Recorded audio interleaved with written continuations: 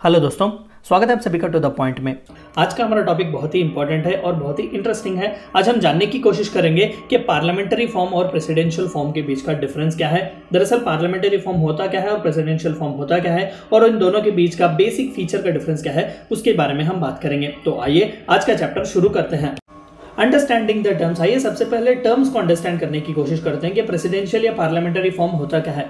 Modern democratic governments are classified into parliamentary and presidential forms on the basis of nature of relation between executive and legislative organs of the government। हमने देखा कि Montesquieu ने separation of powers की एक theory दी थी, जिसके तहत state के तीन ऑर्गन्स होते हैं, एक एग्जीक्यूटिव, दूसरा लेजिस्लेटिव और तीसरा जुडिशरी। एग्जीक्यूटिव वो जो लॉस एग्जीक्यूट करता है, लेजिस्लेचर वो जो लॉस बनाता है और जुडिशरी वो जो लॉस को एडजुडिकेट करते हैं। तो हर किसी का पावर सेपरेट है और इन तीनों के पावर्स को सेपरेट किया जाना चाहिए, तभी स्टेट जो है हेल्थी वर्क कर सकेगा।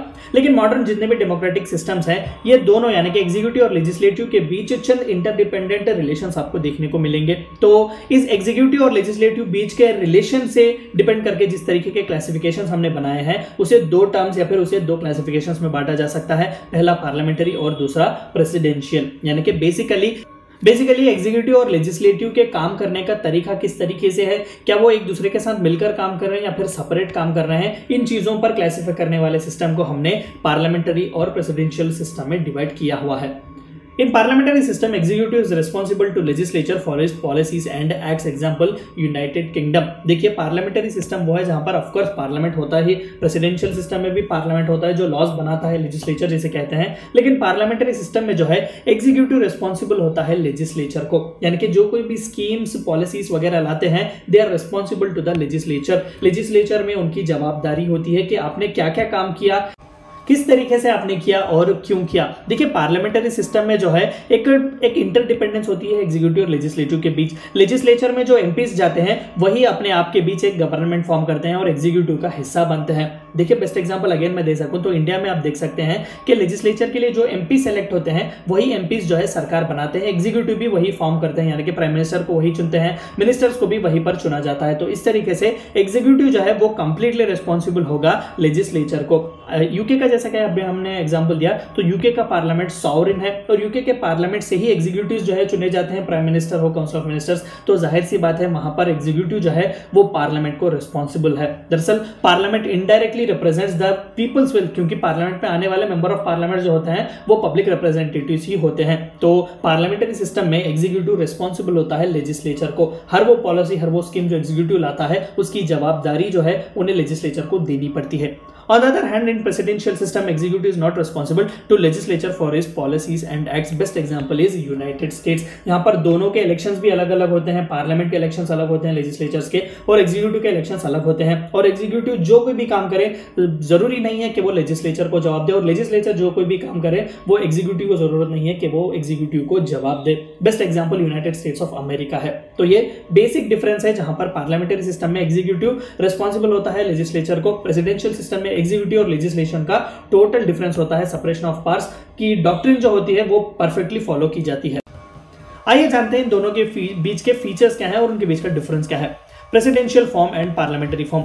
प्रेसिडेंशियल फॉर्म में सिंगल एग्जीक्यूटिव आपको देखने को मिलता है, बिल्कुल यहाँ पर सिर्फ एक ही एग्जीक्यूटिव। जैसे कि अमेरिकन प्रेसिडेंट की बात हमने की, अमेरिकन प्रेसिडेंट जो है वो डिफैक्टो रूलर होते हैं, डिफैक्टो लीडर होते हैं, कोई भी डीजी और लीडर नहीं होता। तो single executive.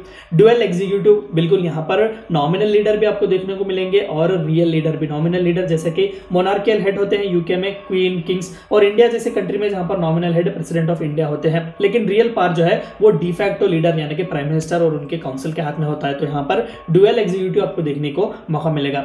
Non responsibility, executive जो कोई भी काम करे रिस्पॉन्सिबल नहीं है लेजिस्लेचर को। जैसे कि डोनाल्ड ट्रंप है फॉर एग्जांपल, 4 साल के लिए उनका टर्म होता है, 4 साल के लिए वो कोई भी स्कीम, कोई भी पॉलिसी लाए, पार्लियामेंट को या फिर वहां के लेजिस्लेचर को जवाब देने की जरूरत बिल्कुल भी नहीं है। रिस्पॉन्सिबिलिटी उनकी नहीं होती, नॉन रेस्पॉन्सिबिलिटी है। कलेक्टिव रिस्पॉन्सिबिलिटी, कलेक्टिवली हमने कई बार भी बात किया कि काउंसिल ऑफ मिनिस्टर जो है वो कलेक्टिवली रिस्पॉन्सिबल होते हैं लोकसभा को यानी कि लोअर हाउस को। तो यहाँ पर कलेक्टिव रिस्पॉन्सिबिलिटी आपको देखने को मिलेगी। सिंगल मेंबरशिप, या तो आप एग्जीक्यूटिव के मेंबर होते हैं या फिर लेजिस्लेचर के, दोनों का मेंबरशिप आपका नहीं मिलता। लेकिन यहाँ पर ड्यूअल मेंबरशिप देखने को मिलता है। जैसे कि अभी हमने कहा कि एमपीज में से, लेजिस्लेचर के मेंबर्स में से ही पार्टी जो गवर्नमेंट बनाती है, मेजॉरिटी पार्टी जो रूल करती है वही सरकार बनाती है, वही अपना प्राइम मिनिस्टर चुनती है और वही अपना काउंसिल ऑफ मिनिस्टर्स चुनती है। यहाँ पर दो मेंबरशिप आपको मिलते हैं, एक तो आप एग्जीक्यूटिव का मेंबर भी हैं और लेजिस्लेचर का भी मेंबर हैं। डोमिनेशन ऑफ प्रेसिडेंट, जाहिर सी बात है, best example United states, president है वही डोमिनेट करते हैं। लीडरशिप ऑफ प्राइम मिनिस्टर, यहाँ पर लीडरशिप जो है वो प्राइम मिनिस्टर की होती है, लेकिन प्राइम मिनिस्टर के हर एक्ट को या फिर हर एग्जीक्यूटिव ऑर्डर को पास करने वाले प्रेसिडेंट ऑफ इंडिया होते हैं। तो काउंसिल ऑफ मिनिस्टर्स के साथ उन्हें चलना पड़ता है, इकलौते डिसीजंस वो नहीं ले सकते।